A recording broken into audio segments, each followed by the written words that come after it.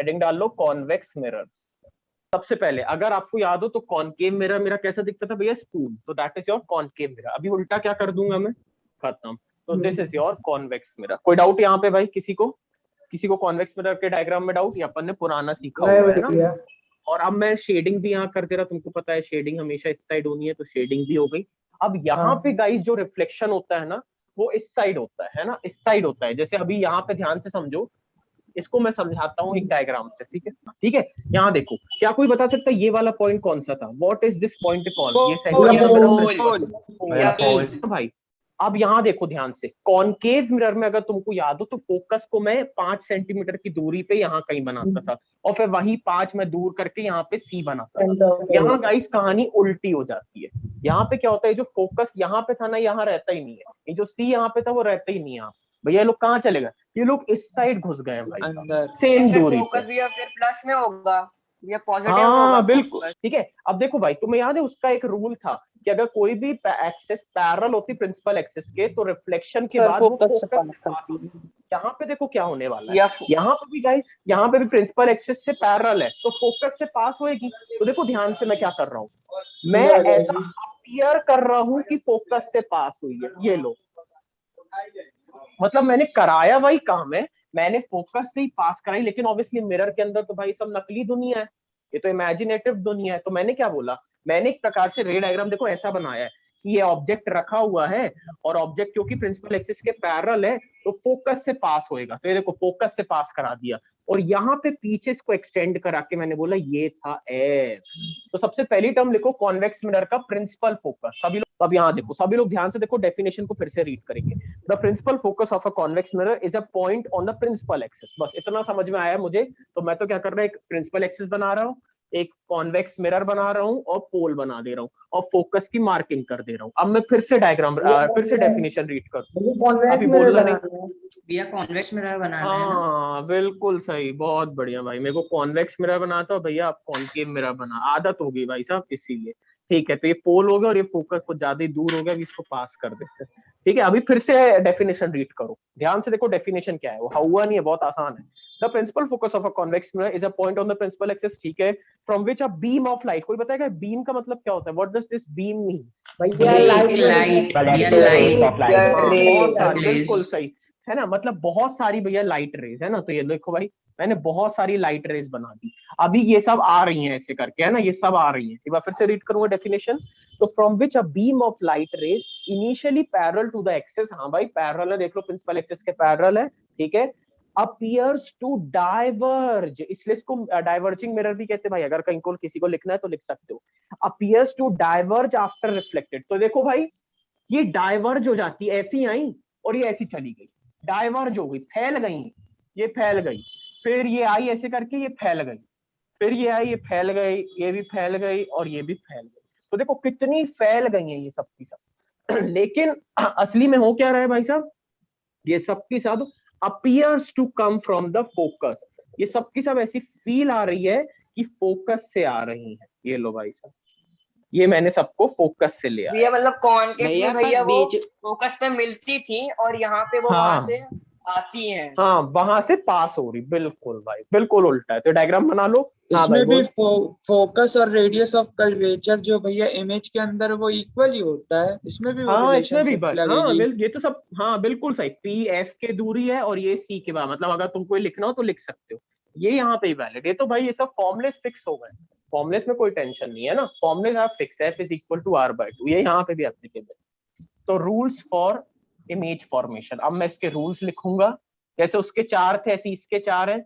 तो rules for image formation, और तुम देखना, तुम बोलोगे भैया ऑलमोस्ट उसी के जैसे, बस आपने कुछ नहीं अपीयर वर्ड लगा दिया हर जगह, बस आप भैया अपीयर अपीयर करवा रहे हो और कुछ नहीं करा रहे हो। दिस इज द सिनेरियो, ठीक है मैन। तो चलो अपन देखते हैं, तब अपन को और प्रैक्टिस आएगी। तो रूल नंबर 1 देखो क्या बोल रहा है, कोई भी रे ऑफ लाइट अगर पैरेलल है प्रिंसिपल एक्सिस के, तो रिफ्लेक्शन के बाद वो अपीयर होएगी कि फोकस से आ रही है। ये लो भाई, रिफ्लेक्शन के बाद वो अपीयर होएगी कि फोकस से आ रही है। बताओ भाई, क्या किसी को रूल 1 में डाउट है? A ray of light which is parallel to the principal axis, a ray of light which is parallel to the principal axis appears to be coming, ध्यान से देखो, appear एक इंपॉर्टेंट वर्ड है। appear मतलब सब नकली है भाई साहब, ये इसलिए डॉटेड है। appears to be coming appears to be coming from the focus after reflection. हाँ भैया सेंटर ऑफ कर्वेचर से पास होती है, वहां पे वैसे ही रिफ्लेक्ट हो जाती है। हाँ बिल्कुल सही। तो देखो क्योंकि इसने मेरे को रूल 2 बताने में मदद करी है, तो अब देखो मैं रूल 2 बना रहा हूँ, ठीक है, लिखना मत कोई। ये फोकस, ये सेंटर ऑफ कर्वेचर। अब ध्यान से देखो क्या बोलूंगा रूल 2। कोई भी रे ऑफ लाइट जो सेंटर ऑफ कर्वेचर पे आएगी वो अपीयर्स होगी कि सेंटर ऑफ कर्वेचर से ही वापस हो गई, खत्म। तो a ray of light going towards the C, बस सी लिख लो, फालतू कौन पूरा लिखे। A ray of light going towards C is reflected back along the same path. Ray of light passing through focus is parallel to the principal axis. हाँ भाई बिल्कुल सही। मतलब इसने क्या बोला, मैं ये रूल 2 मिटा रहा हूँ, ठीक है भाई साहब। इसने ये बोला कि भैया रूल 3 ये बोलता है कि अगर कोई भी रे ऑफ लाइट, अगर वो ये पोल है, ये फोकस है, सेंटर ऑफ कर्वेचर, इसने बोला भैया कोई भी रे ऑफ लाइट जो फोकस से पास हो रही थी, रिफ्लेक्शन के बाद वो पैरेलल हो जाती प्रिंसिपल एक्सिस के, है ना भाई। ये इसने रूल 2 बताया। अब देखो मैं क्या बता रहा हूँ, रूल 3 इसका। कोई भी रे ऑफ लाइट जो फोकस पे आ रही होगी, जो फोकस पे आ रही होगी, रिफ्लेक्शन के बाद वो पैरेलल हो जाएगी principal axis. A ray of light going towards the focus, a ray of light going towards the focus, देखो फोकस की तरफ जा रहा है। A ray of light going towards the focus becomes parallel to the principal axis, becomes parallel to the principal axis after reflection, खत्म। स्वयं से पूछता है ना भाई, स्वयं उसका रूल 4 याद है क्या है भाई? उसका रूल 4 क्या था भैया? इंसिडेंट रे और रिफ्लेक्टेड रे और उसके पोल से सेम एंगल बनाते हैं। हाँ बिल्कुल सही। मतलब भैया कोई भी अगर रे ऑफ लाइट ऐसे करके आती तो सेम एंगल बनाती है। अब तुम मुझे बताओ, क्या यहाँ पे ये रे ऑफ लाइट अंदर घुस रही है क्या मिरर के? नहीं, ये तो बिल्कुल वैसे ही है। इसका मतलब कोई फर्क नहीं आया इसमें, कोई फर्क नहीं है, क्योंकि इसको मेन लेना देना था पोल से, और पोल ने अपनी पोजीशन कभी चेंज ही नहीं करी, इसलिए रूल सेम ही है। तो लिख लो डेफिनेशन, वही तुम टीप के भी लिख सकते, बाकी मैं बोल भी दे रहा हूँ। A ray of light which is incident at the pole, which is incident at the pole is reflected back making the same angle। खत्म, मैंने पूरा टीप पे लिख दिया, ठीक है। तुम्हें याद है पिछले वाले कॉन्वेक्स में, पिछले कॉनकेव में अपने पास 6 केस आए थे। क्यों 6 केस आए थे? पहला तुमने इन दो के बीच में रखा, फिर भैया आपने फोकस पे रखा, फिर आपने इधर पे रखा, फिर आपने इधर, फिर इधर, फिर इधर, है ना भाई, इतने सारे केस। अब तुम मुझे ध्यान से बताओ, यहाँ पे तो इतनी सारी चीजें है ही नहीं इस साइड। तो अगर बताओ, एक तो ऑब्जेक्ट को यहाँ रख दिया, मतलब अपन ये बोल सकते हैं बियॉन्ड पी, है ना, ऐसा ऑब्जेक्ट मतलब जो दिख रहा है ना कुछ भी। और दूसरा क्या केस होएगा भाई, जब तुमने ऑब्जेक्ट को इन्फिनिटी पे रखा, दिख नहीं रहा, तो लिखेंगे फॉर्मेशन ऑफ रे डायग्राम्स। तो भाई साहब यहाँ पे सिर्फ 2 ही केस बनते हैं, अब तुम्हें समझ ही गए हो। तो मैं इसको नाम कैसे दे सकता हूँ यार, मैं ऐसा लिख देता हूँ, पहला case when object is placed between infinity and pole. हाँ भाई बिल्कुल सही, between infinity and pole. Infinity and pole के बीच में कहीं पे भी रख दो, कोई फर्क नहीं पड़ता, यहाँ रखो, यहाँ रखो, यहाँ जितना भी रखो, बस ये है ना ऑब्जेक्ट दिखना चाहिए मुझे, खत्म। इन्फिनिटी पे होगा फिर तो दिखेगा ही नहीं, इसलिए बस मुझे दिखना चाहिए। तो ये लो भाई, मैं उसको दिखा दे रहा हूँ। ये रहा मेरा पोल, इधर पे सब कुछ मार्किंग्स कर लेता हूँ, फोकस, और ये हो गया सी, और यहाँ पे मैं ऑब्जेक्ट रख दे रहा हूँ। तो सबसे पहले देखो मैंने किया ये वाला, बताओ ये है पैरेलल है प्रिंसिपल एक्सिस के, बताओ रिफ्लेक्शन के बाद क्या होएगा, कहां से फोकस से पास होगी, पास होगा। हाँ ये देखो, मैं इसको अपीयर होएगा फोकस से पास, खत्म है, एक रूल कंप्लीट। अब तो लेकिन तुम्हें पता है मैं तो 2 रेट चाहिए हमेशा मिनिमम। तो दूसरी देखो मैं क्या बना रहा, कि कोई भी जो सेंटर ऑफ कर्वेचर से पास हो रहा है वो रिफ्लेक्ट हो जाएगा उसी जब वापस तो निकल जाएगा। हाँ, तो क्या तुम्हें कुछ दिखा इंटरसेक्शन पॉइंट? क्या तुम्हें इंटरसेक्शन? हाँ ये बहुत बढ़िया भाई, इमेज छोटी होगी। तो चलो सबसे पहले मुझे ये बताओ इमेज कैसी बनी है, रियल एंड डायरेक्ट? बिल्कुल सही, वर्चुअल एंड डायरेक्ट। क्यों भैया वर्चुअल? क्यों? क्योंकि भैया तुमने मिरर के अंदर बना दिया, मतलब ये सब नकली काम है, इसलिए भैया वर्चुअल। और वर्चुअल के साथ हमेशा डायरेक्ट आता, देख लो प्रूफ भी हो गया। साइज कैसी होती है? हाई डिमिनिश्ड इसको बोलते नहीं है एक्चुअली, इसको बोलते हैं डिमिनिश्ड। अभी और छोटी बनती है, और छोटी बनने वाली अगले केस में, ठीक है। तो इसको अभी मैं बोल दे रहा सिंपली डिमिनिश्ड, ठीक है। इसको मैं सिंपली क्या बोलता, डिमिनिश्ड। हाँ रुको, पहले इतनी थी और अब इतनी सी हो गई है ना। और अब देखो, अब मैं बिहाइंड मेरा बोल रहा हूँ। हाँ अभी ये ज्यादा बढ़िया आंसर है, बिटवीन पी एंड एफ। बहुत बढ़िया, लिख लो। बहुत बढ़िया। तो जल्दी से लास्ट हेडिंग लिख लेंगे। मैं ये 3 चीजें नहीं मिटा रहा हूँ क्योंकि मेरे को हो सकता है फिर से काम में आए, तो मैं अभी इसको इतना ही लिखे रहने दो। तो लास्ट सेकंड केस है मेरा, बस इसमें 2 ही थे भाई। When object is placed at infinity, infinity पे रखा है तो ऑब्वियसली भाई साहब दिखा ही नहीं रहा है मेरे को, तो पोल, फोकस, सेंटर ऑफ कर्वेचर। लेकिन बताओ कोई भी रे ऑफ लाइट जो प्रिंसिपल जो बहुत इंफिनिटी से आती है वो कैसी रहती है? पैरेलल रहती है कि मतलब कैसी है? भैया पैरेलल रहती है और फोकस करेगी। ये लो भाई पैरेलल है लाइट।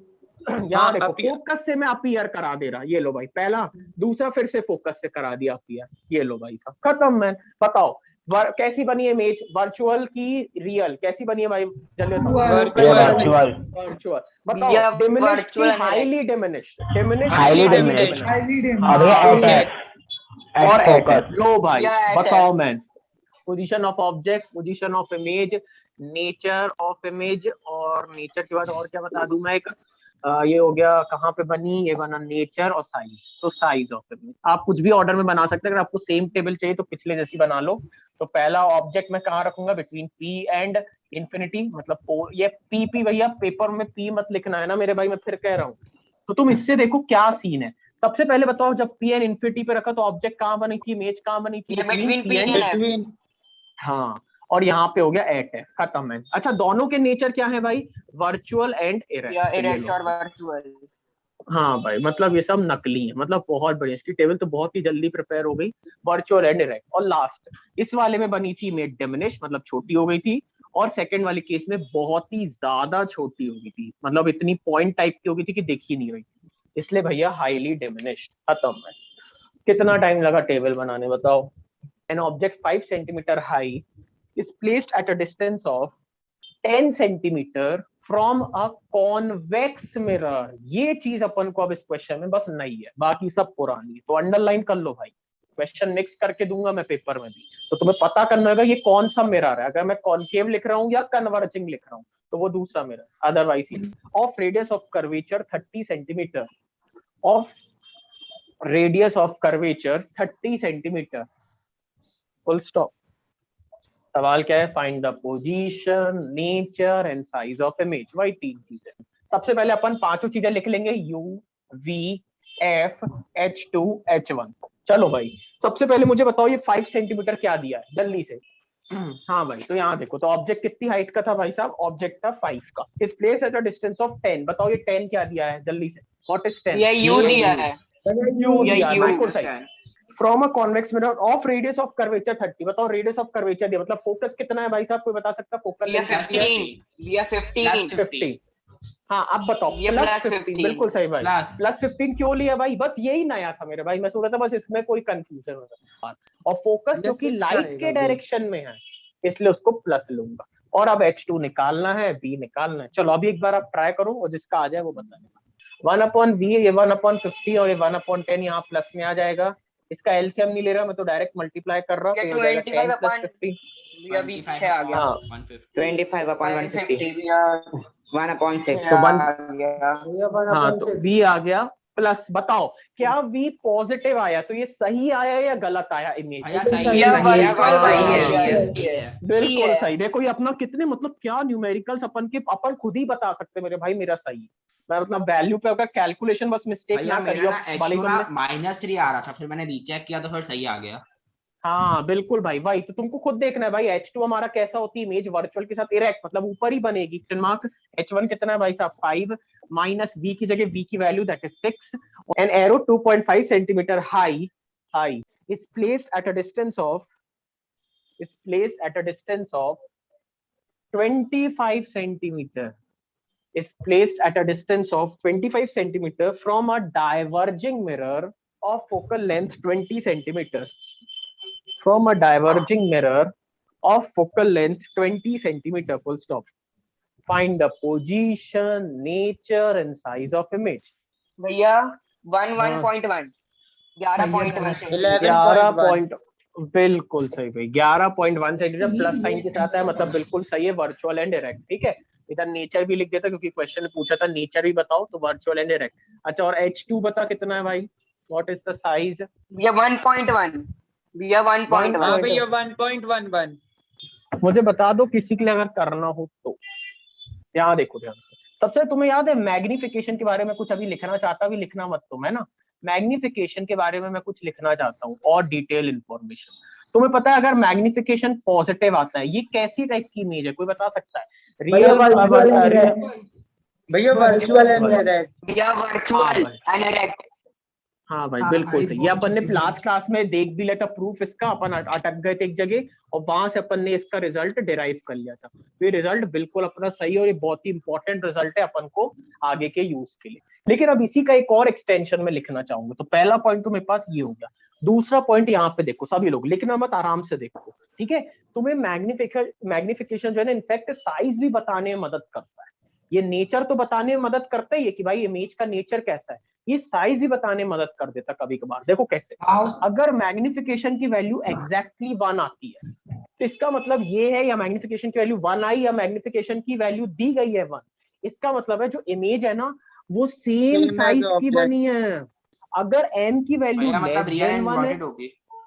हाँ भाई रियल एंड इन्वर्टेड है ना, वो तो साइन से ही समझ गया था, है ना। अगर मान लो यहाँ 1 के बगल में प्लस है, इसका मतलब क्या है भाई, ये बनी है वर्चुअल एंड डायरेक्ट और सेम साइज की। अगर यहाँ पे m-1 है मतलब नहीं होता, क्या नहीं होता यूनिट भैया, यूनिट भी जैसे ओम्स। नहीं यार, मैग्निफिकेशन क्या होता है, किसी दो साइज का रेशियो है तो साइज सेंटीमीटर में नापते, ये भी सेंटीमीटर में, सेंटीमीटर सेंटीमीटर कट गया, इसलिए कोई साइज ही नहीं मैग्निफिकेशन। ओके भैया ठीक है। हाँ भाई, तो यहाँ देखो भाई मैं क्या बता रहा था, अगर मैम की वैल्यू एग्जैक्टली 1 है तो फिर तो भाई सेम साइज, अगर 1 से छोटी है तो मैं बोलता डिमिनिश्ड, और ज्यादा है मतलब 2 है 3 है 4 है और ज्यादा, मतलब बहुत ही ज्यादा छोटी है तो अपन बोलेंगे हाईली। इतना मत देखो, बस इतना याद में रखो, अगर m की वैल्यू 1 से छोटी मतलब m की वैल्यू 0.5 0.2 0.8 कुछ भी दी गई हो तो अपन बोलेंगे डिमिनिश्ड। कोई बता सकता है अगर m की वैल्यू ग्रेटर देन 1 है, इसका क्या मतलब है? बिल्कुल सही, बिल्कुल सही, मैग्नीफाइड या एनलार्ज, आप कुछ भी बोल सकते हो, लिख लें भाई साहब। तो ये भी अपने पास एक बहुत ही इंपॉर्टेंट पॉइंट समझ में है मैग्निफिकेशन का। मतलब मैग्निफिकेशन भाई साहब तुम्हें नेचर तो बताता ही है, इसके अलावा ये तुम्हें साइज के बारे में भी बेसिक जानकारी दे देता है। तो लिख लो भाई, concave mirrors are used as shaving mirrors, जो डेंटिस्ट यूज करते हैं। Concave mirrors are used as shaving mirrors to see large images of the face. क्या मैं थोड़ा सा एक स्टेप आगे का क्वेश्चन पूछना चाहता हूँ, देखते हैं भाई तुम में से कौन आंसर दे पाता है इसका। कोई मुझे बताएगा मैं ऑब्जेक्ट को कहाँ रखूं, मतलब वो 6 केसेस में से एज अ शेविंग मिरर, उन 6 में से तुमको क्या लगता है मैं ऑब्जेक्ट को कहाँ रख रहा हूँ कि मेरे को शेविंग मिरर टाइप? भैया बिटवीन पी एंड एफ। हाँ भाई बिटवीन पी एंड एफ। क्यों बिटवीन पी एंड एफ? क्योंकि तुमको याद है पी एंड एफ वर्चुअल दिखती है भैया। भैया वर्चुअल बन रही है सबसे पहली बात। अच्छा पहली बात तो कॉनकेव मिरर है। हाँ पहली बात तो भैया वो जो आपके जो आप इमेज देख पाते हो अपनी, वो आपकी नकली रहती है। जैसे ही आप मिरर हटाओगे, अपने आप को हटाओगे, वो हट जाएगी। तो वो पहली बात तो वर्चुअल इमेज थी। Concave mirrors are used by dentist to see large images of teeth. They are used as reflectors. They are used as reflectors in torches. In torches, comma vehicle headlights. Vehicle headlights. They are used as reflectors. They are used as reflectors in torches, vehicle headlights and searchlights. ठीक है? And searchlights. इसका मतलब जो तुम्हारी car के सामने जो lights रहती ना, ताकि भाई वो वाली, तो वो रहती है कॉनकेव मिरर की। वो काय का मिरर रहता है, वो कॉनकेव मिरर रहता है। कोई मुझे बताएगा भाई ये टॉर्चेस, व्हीकल हेडलाइट्स और वगैरह वगैरह, ये लोग इतनी ज्यादा लाइट फैला देती हैं, है ना भाई, तो इनको ऑब्जेक्ट को रखा कहाँ गया होगा? इसका सही आंसर है guys at F. At F क्यों है भाई? क्योंकि तुम खुद सोचो, अगर ऑब्जेक्ट को तुम फोकस पे रखोगे, इसका मतलब समझ रहे हो, तुम्हें इमेज इनफिनिटी की मिलेगी, दूर दूर तक का तुम देख पाते हो। बिल्कुल सही, तुम दूर दूर तक का देख पाते हो, है ना भाई। इसलिए टॉर्चेस इतने से फैला देती है, इतना ज्यादा एरिया तुम देख पाते हो। ऐसी सर्च हेडलाइट्स वगैरह जो सामने लगी रहती हैं, उनको फोकस की दूरी पे रखा जाता है कि मेरे भाइयों तुम बहुत दूर तक का कवर करो, क्योंकि अंधेरा बहुत है, हमें सामने का देखना है, इसलिए आप इंफिनिटी एरिया कवर करो। देख रहे हो मेरे भाई, कितनी इंपॉर्टेंट चीज है यार ये सब। चले मैन आगे चलेंगे। तो थर्ड यूज, फोर्थ यूज है ना शायद ये वाला, फोर्थ यूज है। हाँ भैया फोर्थ। हाँ भाई जल्दी से नेक्स्ट लिखो। They are used as doctors head mirror. They are used as doctors head mirror.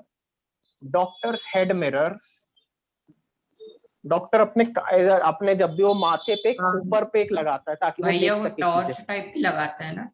हाँ भाई बिल्कुल सही है ना। तो लिखो they are used as doctor head mirrors to see body parts of a patient, to see body parts of a patient.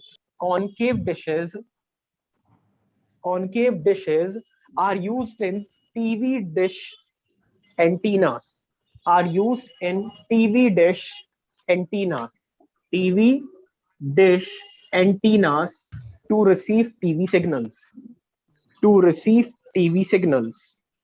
ठीक है, और इसी का लास्ट पॉइंट लिख सकते हैं, they are used in solar energy, they are used in solar energy. Again so convex mirror का main use क्या है भाई, चीजों को छोटा बनाना, समझ रहे हो, क्योंकि तुम्हें याद है डिमिनिश करता है या हाईली डिमिनिश करता है, तो कॉन्वेक्स मिरर का मेन यूज क्या रहेगा, चीजों को छोटी बनाना। फॉर एग्जाम्पल जैसे फॉर एग्जाम्पल जो तुम व्हीकल्स में देखते साइड में मिरर बना है, वो क्या कर रहा है, चीजों को छोटी कर रहा है, क्योंकि इतना बिग ट्रैफिक है पीछे, अपन को देखना है भाई साहब कितने लोग आ रहे हैं जा रहे हैं कैसा क्या, तो देखो अपन को चीजें छोटी करनी है, इस वजह से मैं वहां पे यूज करूं कॉन्वेक्स। तो ध्यान रखना कॉन्वेक्स के यूजेस फोकस वाले कैसे रहते हैं, जिनमें चीजों को छोटा करना है, बस खत्म है। तो स्टार्ट करेंगे फर्स्ट यूज के साथ। तो सबसे पहला लिखो use, convex mirrors are used as rear view mirrors, rear REARVIEW, rear view mirrors, they are used as rear view mirrors.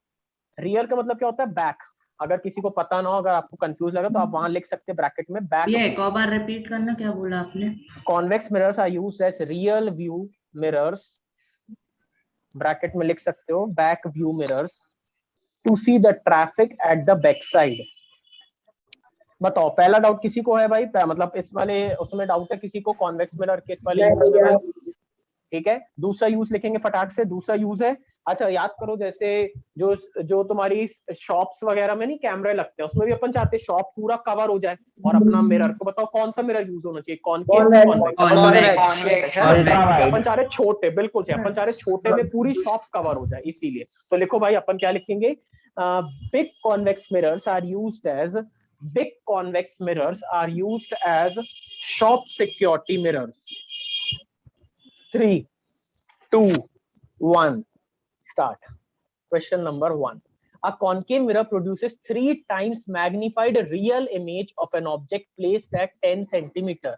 Where is the image located? Okay, good guys, good. 7 लोगों ने इसका सही आंसर दिया। इसका सही answer क्या था, -30 centimetre.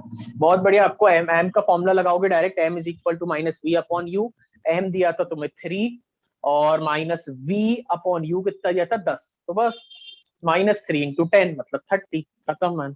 सो simple, oral question था मैन। अगला क्वेश्चन करके देखिए, सबसे तेज किसने दिया है, सबसे तेज Achint, then Abir, then Milan, then Swayam, then Akshay. Good bye, good. चले मैन नेक्स्ट क्वेश्चन करेंगे। नेक्स्ट क्वेश्चन ये रहा तुम्हारे सामने। What is the nature of image formed by a concave mirror if the magnification is +3? Magnification अगर +3 है तो नेचर क्या है इमेज का? बहुत बढ़िया, इसका सही आंसर है बोथ ए एंड बी। याद हो तुम्हें, प्लस है मतलब वर्चुअल तो बनेगा, लेकिन हाँ यार इसका सही आंसर है बोथ ए एंड बी, बिल्कुल सही भाई। देखते सबसे तेज किसने दिया है, सबसे तेज दिया है Achint, then Abir, then Milan, then Pranjal, then Arya. Next question, question number 3, double points, मतलब जो जल्दी देगा उसको double points. If the magnification of a body of size 1 meter is 2, then what is the size of image? Okay, तो 6 लोगों ने इसका सही आंसर दिया, बिल्कुल सही। आपको पता है मैग्निफिकेशन का फॉर्मूला होता है h2/h1। तो m को मैं कितना दिया था, m दिया था तुम्हें 2, साइज ऑफ इमेज निकालना था और h1 कितना था 1, तो h2 कितना आ गया 2 1 2, तो 2 meters was the right answer, बिल्कुल सही भाई। देखते सबसे तेज किसने दिया है, सबसे तेज दिया है, oh my god, एकदम change. Good guys, Achint, then Milan second number पे, गुड, देन आर्या थर्ड पे, very good, then Parv, then Pranjal. Good guys, next question करेंगे। नेक्स्ट क्वेश्चन ये रहा तुम्हारे सामने, fourth question. Dash mirrors are used by the dentist to see the large images of the teeth of patients. इनमें से कौन सा मिरर यूज होता है डेंटिस्ट के थ्रू? 6 लोगों ने इसका सही आंसर दिया, बिल्कुल सही। अपन ने देखा अब भी अपन ने देखा था कि डेंटिस्ट के लिए कौन सा भैया मिरर आपने यूज होता ए में है। कैसे दिया भैया, आपने सही ऑप्शन। हाँ यार, कभी कभार एक प्रेफरेंस रखना, नहीं तो तुम उसको अंडर एस्टिमेट भैया ने करोगे जान अपना। करके नन ऑफ दीज भी डाला है। या लार्ज लिखा है हाँ फिर भी आपको समझ नहीं पाए ये लोग। हाँ यार कोई नहीं भाई, देखते सबसे तेज किसने दिया है, और सबसे तेज दिया है अचिंट, बाप रे, देन पर्व ने बहुत तेज, then Arya, Swayam, Milan. Okay man, good. Arya का 4 करेक्ट आंसर्स इन अ रो, मतलब भाई साहब को बोनस पॉइंट्स मिलने वाले हैं। चले मैं नेक्स्ट क्वेश्चन करेंगे। नेक्स्ट क्वेश्चन ये रहा तुम्हारे सामने, 5th। According to new cartesian sign convention, sign convention के हिसाब से क्या चीज है? तो इसका आंसर सिर्फ 3 लोगों ने सही दिया है भाई। Focal length of a concave mirror is negative. अगर तुम्हें याद हो, कॉनकेव मिरर में फोकल लेंथ इस साइड आती है, इसलिए फोकल लेंथ नेगेटिव रहेगी, भैया पता और है भैया कॉन्वेक्स मेरा में ना फोकल लेंथ उधर होती है, इसलिए वो पॉजिटिव रहेगी। बिल्कुल सही। अब तो बहुत आगे आ गए। अचिंत, then Swayam, then पार्व। Okay man, फिर आर्या और अभी। चलो मैन, कम ऑन गाइस, मेहनत करो यार, कम ऑन, अब भी अपन ने सब सीखा है। Next question, question number 6, double points. All the distances are measured from the pole of the mirror to the right side will be considered. All the distances measured from the pole of the mirror to the right side. Right side में अगर जा रहा हूं तो उसको कैसे लूंगा मैं? Positive, negative, none of these, या कांट से? बहुत बढ़िया, 7 लोगों ने इसका सही आंसर दिया, पॉजिटिव। बिल्कुल सही। आप राइट में जा रहे हैं, मतलब आप लाइट के डायरेक्शन में जा रहे हो, तो आपका डिस्टेंस आपका क्या रहेगा? वो पॉजिटिव रहेगा। पार्व ने सबसे तेज दिया है, that's nice. Then Swayam, then Achint, then Abhir, then Milan. Okay man, next question करेंगे। तो नेक्स्ट क्वेश्चन ये रहा तुम्हारी स्क्रीन के सामने, 7th। Double points, oh my God. The real image formed by a concave mirror is larger than the object when the object is। 6 लोगों ने इसका सही आंसर दिया, बिल्कुल सही। Focus and centre of curvature के बीच में रखते तो आपको पता है इमेज बियॉन्ड सी बनती है और थोड़ी बड़ी बनती है। बिल्कुल सही, गुड। ठीक है मैन, देखते सबसे तेज किसने दिया है। सबसे तेज दिया है स्वयं ने, दैट्स नाइस। देन अचिंत ने वापस, then Abhir, then Arya, then Parv. Okay man, next question करेंगे। नेक्स्ट क्वेश्चन ये रहा तुम्हारे सामने, 8th question. Dash mirrors are used as the rear view mirrors in vehicles to see the traffic at the rear side या back side। अब भी बताया मेरे भाई, इसका तो आंसर 1 सेकंड में दो।